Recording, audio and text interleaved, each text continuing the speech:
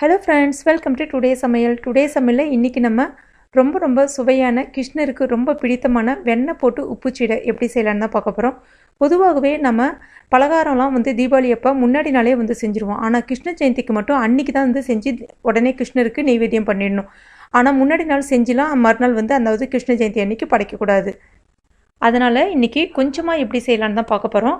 ஒரு கடாயில ஒரு 1/4 கப் அளவுக்கு உளுந்து எடுத்துருக்கேன். உளுந்து வெள்ளை உளுந்து பயன்படுத்துங்க. எண்ணெய்லாம் எதுவும் விடாமல் மீடியம் ஃப்ளேமில் வச்சுட்டு நல்லா வறுக்க ஆரம்பிச்சிடலாம். இப்போ இந்த உளுந்து ஃபுல்லாகவே நம்ம பயன்படுத்த போகிறது கிடையாது. இந்த மாதிரி நீங்கள் உளுந்தை வறுத்து பொடி பண்ணி சலிச்சிட்டு ரெடி பண்ணி வச்சுக்கிட்டிங்கன்னா தேன் குழல் அதுக்கப்புறம் தட்டை அந்த மாதிரிலாம் செய்யப்படும் போது உங்களுக்கு தேவையானப்போ இதை நீங்கள் சேர்த்துக்கலாம். இப்போ உளுந்து நல்லா உங்களுக்கு இந்த பதத்துக்கு சிவந்து வரணும். இப்போ இதை என்ன பண்ணலாம்னா ஆற வச்சிடலாம். ஆற வச்சுட்டு நல்ல ஃபைன் பவுடராக மிக்சியில் மேக்ஸிமம் அரைக்க பாருங்கள். அப்படி அரைக்க முடியல அப்படின்னா ஒரு ஜல்லடை வச்சு சலிச்சிட்டு ஆற வச்சுட்டு ஒரு ஏர்டைட் கண்டெய்னரில் ஸ்டோர் பண்ணி. அடுத்ததாக பச்சரிசி மாவை 1 கப் எடுத்திருக்கேன். அதையும் இப்போ வறுக்க ஆரம்பிச்சிடலாம்.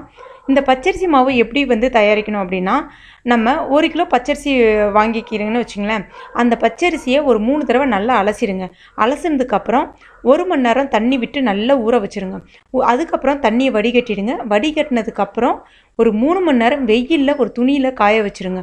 காய வச்சதுக்கப்புறம் மிஷினில் கொடுத்து நல்ல ஃபைன் பவுடராக அரைச்சி எடுத்துன்னு வச்சுக்கிங்க. முடிஞ்சால் சலிச்சு கூட வச்சுக்கலாம். இது உங்களுக்கு ஒரு 6 மாதம் வரைக்கும் இந்த மாவு கெட்டே போகாது, பூச்சி வைக்காது, எதுவுமே வரவே வராது. எப்பெல்லாம் முறுக்கு தட்டை அந்த மாதிரிலாம் செய்கிறீங்களோ அப்போ தேவைக்கேற்ப எடுத்து நீங்கள் பயன்படுத்திக்கலாம். தேன் குழல் முறுக்குக்கு மட்டும்தான் இந்த மாவை வறுத்து பயன்படுத்தணும். மற்ற எல்லாத்துக்குமே பட்டர் முறுக்கு அந்த மாதிரிலாம் நீங்கள் நேரடியாகவே இந்த மாவை பயன்படுத்திக்கலாம். அப்புறம் இடியாப்பம் எல்லாத்துக்குமே இது பயன்படும். இதுவே நீங்கள் வீட்டில் ஃபேன் காற்றுல நிழலில் உலர வச்சு பண்ணீங்க அப்படின்னா எப்படியா இருந்தாலும் அந்த ஈரம் கொஞ்சம் இருக்கும். அது நீங்கள் அரைக்கும் பொழுது பார்த்தீங்கன்னா உங்களுக்கு ஒரு மாதத்துலேயே பார்த்தீங்கன்னா அந்த மாவு உங்களுக்கு கெட்டுடும். அதாவது பூர்ணம் வச்ச மாதிரி அந்த மாதிரி ஆகிடும். அதனால் மேக்ஸிமம் நீங்கள் வெயிலில் காய வச்சு அரைச்சிங்கன்னா பெஸ்ட்டு. இப்போ இந்த மாவு மீடியம் ஃப்ளேமில் வச்சு வறுத்துட்டே இருங்க. இப்போ இது வறுபட்டுடுச்சா இல்லையான்னு பார்க்குறதுக்கு பார்த்தீங்கன்னா இந்த மாதிரி நீங்கள் கரண்டியால் தள்ளும்போது மாவு மேல் நோக்கி கீழே டக்குன்னு உங்களுக்கு இறங்குற மாதிரி இருக்கணும். அதே சமயத்தில் கலர் ரொம்ப டார்க்காக சேஞ்சஸ் ஆகாமல் ஸ்லைட்டாக கொஞ்சம் லைட்டாக ஒரு ப்ரௌன் கலர் இருக்கு பாருங்கள், அந்த மாதிரி வர்ற அளவுக்கு கரெக்டாக வறுத்துடுங்க. ரொம்பவும் ப்ரௌன் ஆக்கிடாதீங்க. இப்போ இந்த மாவு ரெடி ஆகிடுச்சு. இதை நம்ம இறக்கி ஆற வச்சிடலாம்.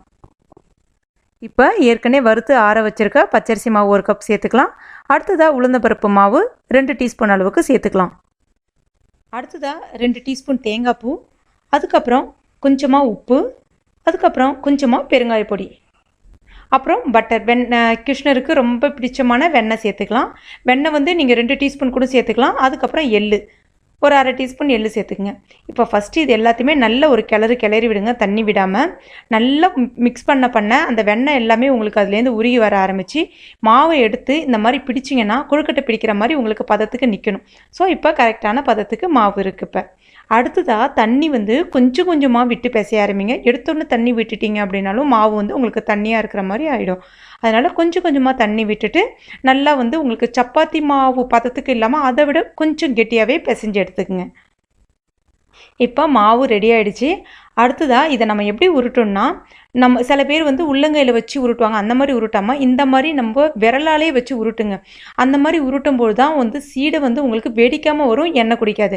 இந்த மாதிரி கையால் நம்ம நம்ம உள்ளங்கையை வச்சு அழுத்தி உருட்டும் போது பார்த்தீங்கன்னா பார்க்குறதுக்கு நல்லா மெழமெழன்னு அழகாக தான் இருக்கும். ஆனால் சீடை வெடிச்சு வர ஆரம்பிச்சிடும். ப்ளஸ் உள்ள மாவும் வேகாது. இந்த மாதிரி நம்ம கையால் பண்ணும்போது பார்த்தீங்கன்னா உங்களுக்கு அதிகமாக இம்ப்ரெஷன், அதாவது அழுத்தம் கொடுக்க முடியாது. அதே சமயத்தில் உள்ளே இருக்கக்கூடிய அந்த ஓட்டை வழியாக மாவும் எண்ணெய் உள்ளே போய் மாவும் வெந்திருக்கும். சீடையும் நல்லா மொறுமொறுன்னு அழகாக இருக்கும். அப்புறம் முக்கியமான ஒரு விஷயம் என்னன்னு பார்த்தீங்கன்னா சீடை எண்ணெய் குடிக்காமல் இருக்கணும், அதே சமயத்தில் தெரிச்சு வராமல் இருக்கணும். அப்படின்னா அதாவது வெடிக்காமல் இருக்கணும்னா இந்த மாதிரி சீடை உருட்டினதுக்கப்புறம் ஃபேன் காற்றுல ஒரு 20 நிமிஷம் உலர விட்டுருங்க. உலர விட்டதுக்கப்புறம் நம்ம எண்ணெயில் போட்டோன்னா உங்களுக்கு கொஞ்சம் கூட சீடை எண்ணெய் குடிக்காது, வெடிக்கவும் வெடிக்காது. இப்போ நம்ம எண்ணெயில் விட ஆரம்பிச்சிடலாம். எண்ணெயில் விடுறதுக்கு முன்னாடி எண்ணெய் நல்லா சூடாக இருக்கணும். அதுக்கப்புறம் எண்ணெயில் நீங்கள் விட போகிறீங்கன்னா அடுப்பை டக்குன்னு சிம்மில் வச்சுருங்க. அதாவது ஃபுல்லாக லோவாக வச்சுருங்க. ஒன்றா இப்போ நம்ம விட ஆரம்பிச்சிடலாம். எதுக்காக நம்ம ஃபுல்லாக லோவில் வைக்கிறோம் அப்படின்னா மாவு உள்ளே உங்களுக்கு வேக ஆரம்பிக்கணும். ஃபாஸ்ட்டாக வச்சு நீங்கள் பண்ணிங்க அப்படின்னா மேலே ஃபுல்லாக செவந்து வந்துடும், உள்ளே மாவு வேகாமே போயிடும் கடைசியாக. அதனால் ஸ்லோவாக வச்சு பண்ணுங்கள். இன்னொரு விஷயம், உங்களுக்கு இந்த மாதிரி சீடை கையால் போட வரலன்னா இந்த மாதிரி கரண்டியை யூஸ் பண்ணி கூட போடுங்க. எண்ணெய் மேலே தெரிக்காமல் இருக்கும். இது சீடை ரெடி ஆகிறதுக்கு பார்த்தீங்கன்னா உங்களுக்கு கண்டிப்பாக ஒரு 10 நிமிஷம் இல்லைனா 12 நிமிஷம் எடுத்துக்கும். பொறுமையாக தான் வேகும். அதுக்கப்புறம் இதை நீங்கள் போட்ட உடனே கரண்டியால் இந்த மாதிரி கிளறி விடக்கூடாது. போட்டு ஒரு நிமிஷம் இல்லைனா 2 நிமிஷம் கொஞ்சம் சிவந்து வர ஆரம்பிக்கும் போது கிளற ஆரம்பிங்க. இந்த மாதிரி ஒரு 3 நிமிஷத்துக்கு இந்த மாதிரி கிளறி விட்டுக்கிட்டே இருங்க. இப்போ அதில் இருக்கக்கூடிய அந்த ஈர சலசலப்பு எல்லாமே அந்த எண்ணெய் எல்லாமே அந்த அடங்கிடுச்சு பாருங்கள், ஈர சலசலப்பு. இப்போ நம்முடைய சுவையான கருக்கு முறுக்கும் கடிக்கக்கூடிய கிருஷ்ணருக்கு ரொம்ப பிடிச்சமான உப்பு சீடை ரெடி ஆகிடுச்சு. நீங்களும் கண்டிப்பாக உங்கள் வீட்டில் ட்ரை பண்ணி பாருங்கள். இந்த சீடை கண்டிப்பாக வெடிக்கவே வெடிக்காது. கண்டிப்பாக ட்ரை பண்ணி பாருங்கள். இந்த ரெசிபி உங்களுக்கு பிடிச்சிருந்துச்சுன்னா மறக்காமல் லைக் பண்ணுங்கள், ஷேர் பண்ணுங்கள்.